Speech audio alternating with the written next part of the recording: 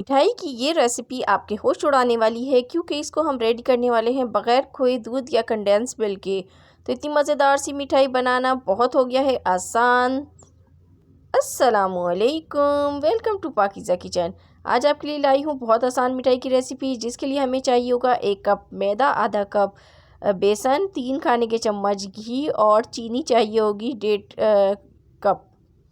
तो यही वाले कप हैं जो यहाँ पे मैंने मैदे और बेसन के लिए यूज़ किया है।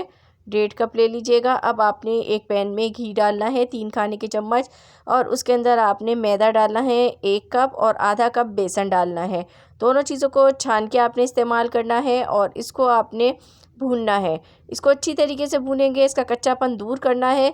जब तक इसमें से बहुत अच्छी सी खुशबू आने ना लग जाए तब तक आप इसको भूनते रहें।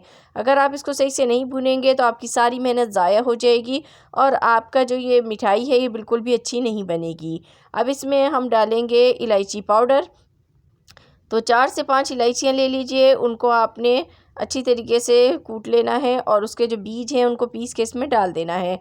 और इसको हमने 2 से 3 मिनट मज़ीद फ्राई करना है। टोटल हमने इसको 7 से 8 मिनट तक भूना है। अब इसमें से बहुत अच्छी सी खुशबू आ रही है।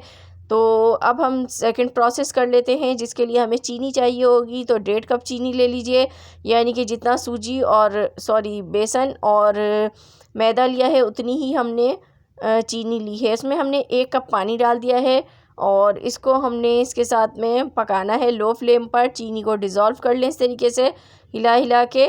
तो बहुत ज़्यादा आपने जो है एक तार का शीरा रेडी नहीं करना है इसके लिए। तो आपका शीरा जो है बस ज़्यादा नहीं पकाना है आपने, बिल्कुल इस तरीके का होना चाहिए। देखें, तो अब ये बिल्कुल शीरा हमारा रेडी हो गया। इसमें आप कलर भी ऐड कर सकते हैं। तो यहाँ पर मैंने इसका फ्लेम ऑफ़ कर दिया था, जो हमने मैदा और बेसन पकाया भुना है। अब इसके अंदर हम थोड़ा थोड़ा करके शीरा ऐड करेंगे।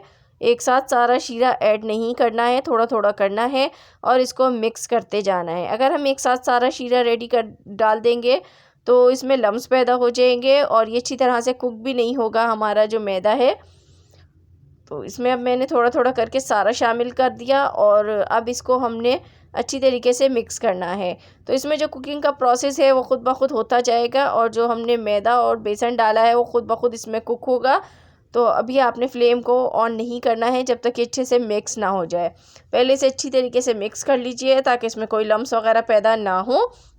तो देखिए, अब ये मिक्स हो गया।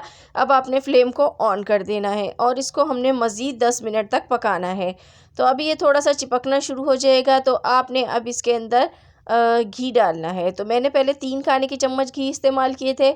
अब मैं यहाँ पर 1.5 खाने का चम्मच घी मज़ीद इस्तेमाल करूँगी। देसी घी डालिएगा, इसमें बहुत अच्छी खुशबू आएगी।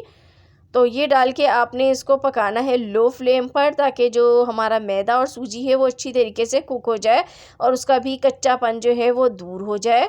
तो इस तरीके से आपने इसको अच्छी तरीके से पका लेना है 10 मिनट तक। यहाँ आप लोगों से छोटी सी रिक्वेस्ट है, जो लोग अभी न्यू चैनल पर आए हैं चैनल को सब्सक्राइब कर दीजिएगा ताकि मेरी अच्छी अच्छी वीडियोज़ आपको देखने को मिल सकें। तो देखें, ये अच्छी तरीके से भुन चुका है और ये एक तरफ सारा सिमटना शुरू हो गया है, तो इसका मतलब है ये बिल्कुल रेडी है। तो इसको उतार लेते हैं। अब यहाँ पर मैंने ये मोड़ ले लिए हैं। आप चाहें तो खाली ट्रे में भी इसको जो है ना डाल के जमा सकते हैं। अब इसको मैंने ग्रीस कर लिया है सबको और उसके बाद मैंने इसके अंदर तिल डाल दिए हैं। तिल नहीं है, 4 मगज़ जो होते हैं बीज उसके, वो हैं। साथ ही हम इसके अंदर बादाम पिस्ते डालेंगे। जो भी आपको ड्राई फ्रूट पसंद हो आप डाल सकते हैं। और उसके बाद आपने चम्मच की मदद से इसको फिल करना है। तो यहाँ हम अपनी मिठाई को इसमें डाल लेते हैं। तो देखें कितनी हमारी आसान मिठाई थी, फटाफट रेडी हो गई है।